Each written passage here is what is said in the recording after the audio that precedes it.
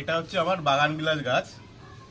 এটা এখন অতিরিক্ত বড় হয়ে গেছে, এটাকে এখন আমাকে প্রুনিং করতে হবে।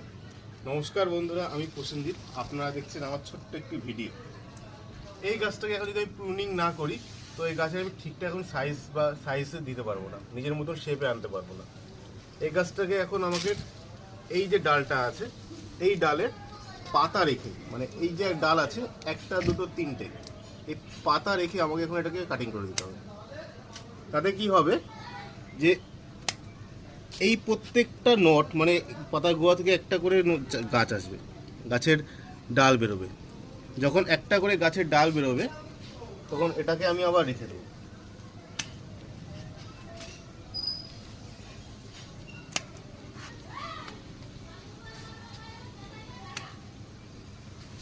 গাছে ফুল আছে কিন্তু এখন আর গাছের পাতা রাখলে চলবে না।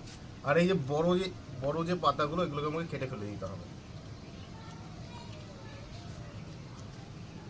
তাতে কি হবে, বড় পাতা ভবিষ্যতে যখন কাটতে থাকবো বড় পাতা আর আসবে না, ছোট পাতাগুলো থাকবে।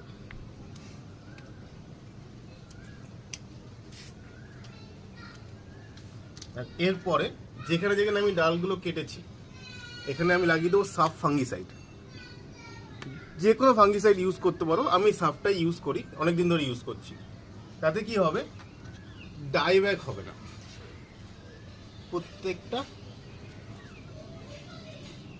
যেখানে যেখানে কেটেছি সেখানে লাগিয়ে দেবো, ডাইব্যাক হবে না, প্লাস ফাঙ্গাসের যে অ্যাটাকটা ওটাও করবে না। অনেক সময় কি হয়, গাছের ডাল কাটার পরে সেখান থেকে শুকাতে থাকে, এটা লাগালে ওই সমস্যাটা আর হয় না। তাহলে আস্তে আস্তে টাটা, আবার দেখা হচ্ছে পরবর্তী ভিডিওতে। টাটা।